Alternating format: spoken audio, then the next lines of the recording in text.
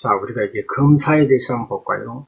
검사의 부분에 대해서는 교재에서도 그렇게 검사의 권한은 사실은 막강했죠. 수사 단계부터 어디까지 봅니까? 수사 단계에서도 검사를 끼고 공판 단계에서는 당사자로서 끼고 그 다음에 형을 집행 단계까지 그러면 지금 수사권 조정부터 시작해가지고 검사에 대한 부분이 여러 가지 부분이 있습니다. 그러나 우리가 이제 검사의 부분은 수사권에 대해서 말하자면 항상 그랬죠. 시기상조다. 시기상조라는 얘기는 그렇게 좋은 얘기가 아니죠. 시기상조라는 것은 어차피 바꿔야는 바꿔야하는데 시기가 때가 안 맞았다는 얘기인데 그때는 언젠가 누군가는 만들어야 되는데 지금 수사권 독립과 관계해가지고 여러 가지 것이 논의가 되고 검사의 권한에 대해서는 조금 이따가 모든 것이 다 정립된 뒤에 여러분에게 자세히 설명해 드리기로 하고 그러면 검사가 뭐냐? 검사는 일단 단독제 관청입니다. 단독제 그러니까 행정기관이야. 어디에 속해져 있는 거야? 그러면 법무부에 속해 있습니다. 법무부에 속한 행정기관인데 우리가 보통 행정기관이면서 검사가 왜 이렇게 막강한 힘이 있느냐? 사법기관 아니고 사법에 쉽게 얘기해서 행정기관이지만 사법권의 행사와 밀접한 관련이 있다 그래서 준사법기관이라고도 하죠. 그리고 말하는 단독제 관청이다. 행정공무원이면서도 개개의 검사가 검찰권을 행사하는 단독제 관청으로서의 성격을 가지고 있다. 이게 이제 검사의 의의인데, 그 다음에 이제 검사의 지위에서 검사 통일체의 원칙부터가 좀 문제가 되는데, 그러면 검사의 통일체의 원칙, 검사의 통일체의 원칙이란 뭐라고 생각하냐면 검사는 한 몸이란 얘기예요. 누구를 정점으로 하냐? 정부의 검사는 검찰권 행사에 검찰총장을 정점으로 한다. 정점으로 해서 피라미드의 계층적 조직을 행사하고 일사 불가분의 유기적 통일체로서 활동을 한다 그랬죠. 그러면 이렇게 한 몸이나 같은데 그러면 검사는 검찰 사무에 관하여 상급자의 지휘 감독에 따라야 된다. 지휘 감독권. 지휘를 하고 또 감독을 하는데 검사는 준사법기관에서 일정 물적 독립성이 요구된다. 검사는 구체적 사건에 관련하여 어떤 사건, 일반적으로 구체적 사건에 대해서 상급자가 지시를 내렸을 때 그 감독의, 지휘 감독의 적법이나 부당할 때 이견이 있을 때 의의를 제기할 수 있다. 이게 검찰청법에 나와 있는 부분입니다. 자, 검사 통일체 한 몸이다 할지라도 적법성이나 정당성 여부에 지휘 감독권에 대해서 이견이 있을 때는 뭘 할 수 있다? 이유를 제기할 수 있다.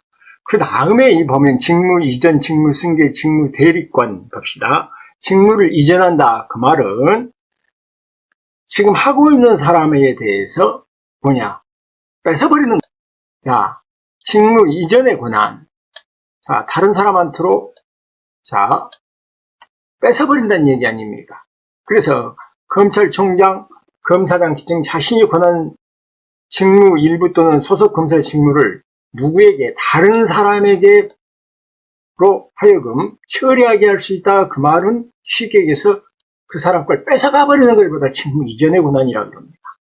그러면 승계는 뭐냐 그러면 뺏은 것이 아니라 지가 처분해 버리는 것, 지가 직접 하는 걸 이걸보다 승계라고 합니다. 그래서 검찰총장, 검사장 기증은 소속 검사의 직무를 자신이 처리하는 것, 자신이 처리하는 것을 보다 뭐라 그런다? 승계라 그런다. 뺏어갖고 다른 사람한테 줘버리는 것보다 이전이라고 한다. 이 두 가지 개념, 그렇게 어려운 개념 아니죠. 그 다음에 직무 대리권. 직무 대리권은 뭐냐? 각 검찰청의 차장검사는, 각 검찰청 2인자는 소속장의 사고가 있을 때 특별한 수권이 없더라도 소속장의 직무를 뭐 할 수 있다? 대신할 수 있다. 이걸 대리권이라고 한다. 이게 쉽게 얘기해서 이 직무 이전, 직무 승계, 직무 대리권은 어디에서 나오느냐? 자, 검사 통일체 원칙에서 나온다.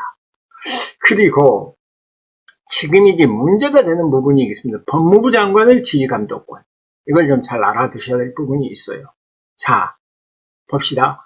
법무부 장관은 쉽게 얘기해서 검사는 행정기관 중에서 누구의 법무부에 속하기 때문에 법무부 장관은 검찰 사무의 최고 감독자로서 일반적으로 검사를 지휘 감독하고 일반적으로 검사를 지휘 감독한다. 그 말은 자, 언제부터 언제까지는 쉽게 해서 검사들은 일반적으로 그래야 골프장 출입하지 말아라.